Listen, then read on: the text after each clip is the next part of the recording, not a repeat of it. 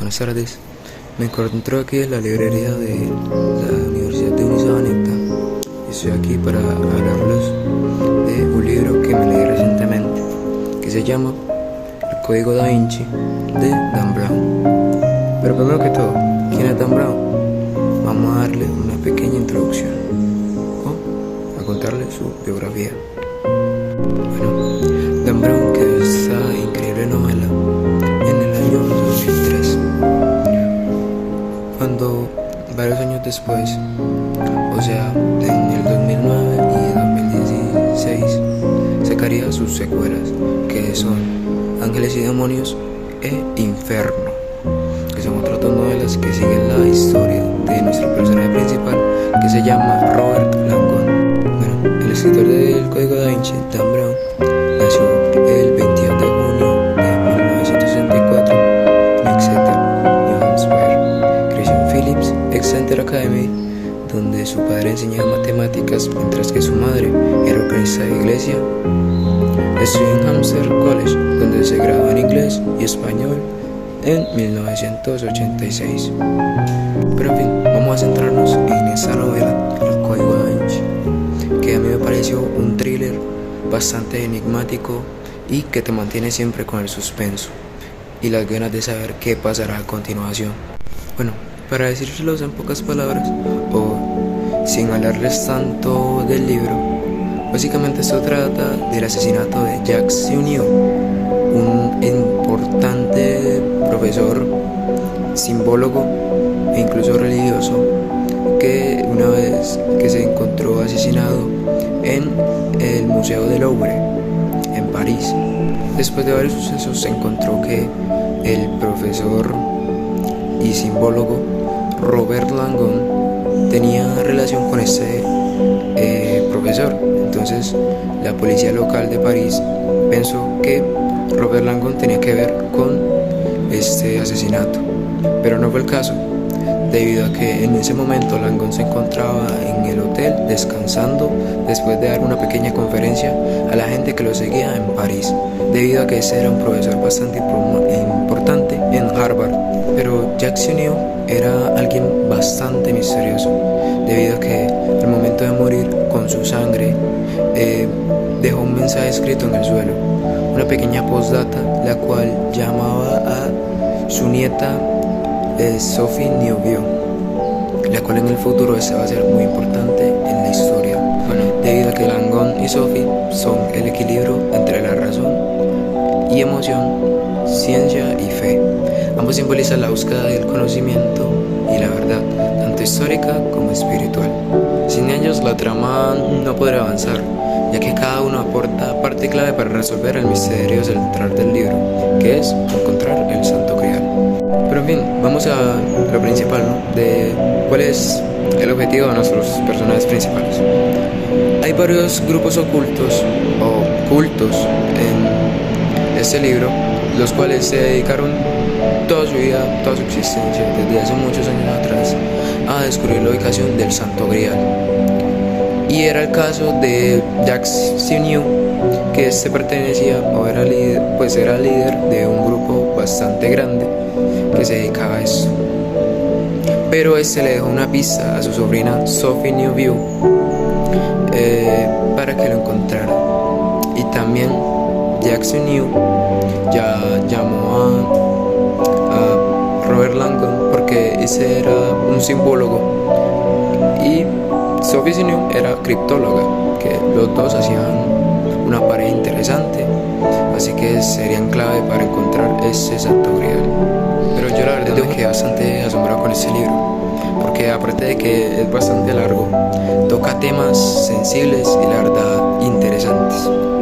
Toca temas religiosos, como la manipulación de la fe, o cómo alguien manipulado por la fe puede llegar a hacer cosas atroces como asesinar o cometer crímenes, como es el caso de uno de los principales antagonistas, que realmente no es un antagonista porque fue controlado mentalmente, llamado Silas, que es un monje albino bastante blanco, se describe como alguien bastante blanco, el cual está en busca del Santo Grial. pues ese realmente en el libro representa los peligros del fanatismo religioso o su fe ciega que lo lleva a cometer actos extremos sin cuestionar las verdaderas intenciones de quienes lo manipulan. Y a medida que avanza la trama se muestra su lado humano y su pasado doloroso, lo que genera cierta compasión en el lector, en mi caso. Simboliza la culpa, el sacrificio y la manipulación de la fe. Silas fue manipulado por el obispo Aringarosa, que es el líder de uno de estos cultos llamado el Opus Dei o el mensaje de Cristo, el mensaje de Dios, que es una organización que busca defender los intereses de la Iglesia Católica. Es quien, sin saberlo, complementa, ayuda a financiar y respaldar las acciones de Silas, creyendo que está protegiendo la pureza de la fe. Bueno, ese obispo representa la institución religiosa y su deseo de mantener el poder, incluso si eso implica actuar en secreto.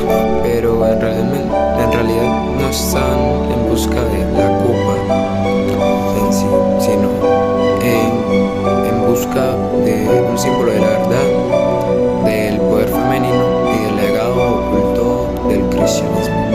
Pero bueno, en fin, esos cuatro están en busca del Santo Grial, que en la historia tradicional el Grial es la copa que usó Jesús en la última cena.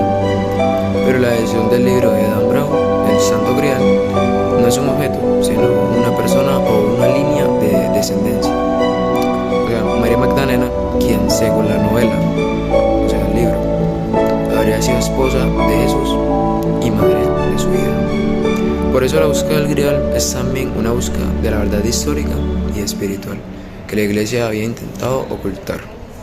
Bueno, hubo un cambio de escena, pero sigo acá en la universidad, así que creo que está bien, no hay problema. Pero a lo que iba, también habrá otros temas bastante conflictivos, aparte de los que ya mencioné anteriormente, como la figura de Jesús y María Magdalena. Uno de los temas más polémicos es la idea de que Jesús había tenido una relación sentimental con María Magdalena y que ella descendieron sus herederos.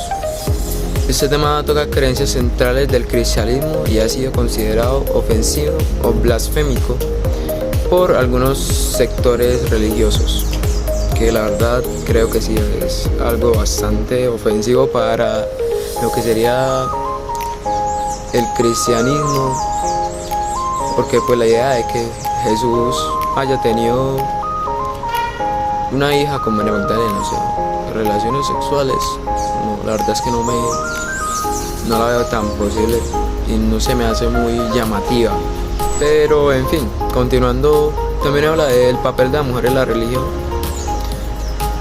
porque el libro critica cómo el papel femenino fue minimizado en la historia de la Iglesia. Presenta a María Magdalena como un símbolo de lo sagrado femenino, lo que cuestiona la estructura patriarcal del cristianismo.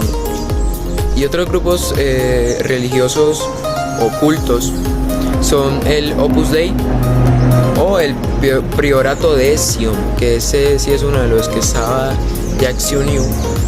Y estos dos se centraban en la búsqueda del Santo Grial. Aunque todos estos grupos, todas esas sociedades son ficticias, también tocan temas reales que generan debate y desconfianza hacia las instituciones poderosas.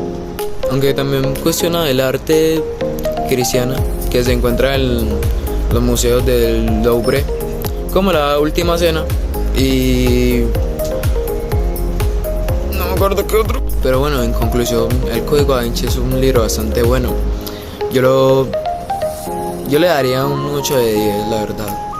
Sí, es bastante enigmático, tiene bastantes secretos dentro de la lectura, se mete con lo que es la Biblia, la religión, la fe y demás temas que si uno se pone a analizar, en parte Dan Brown tiene razón. Pero creo que eso es todo. Les recomiendo el libro, es muy bueno, Código Da Vinci, Dan Brown. O si no, pueden verse las películas que son Código Da Vinci, Los Ángeles y Demonios e Inferno, que siguen siendo buenas películas. Si no se quieren leer 500 páginas, sigue estando bien, pero bueno, hasta luego, todo bien.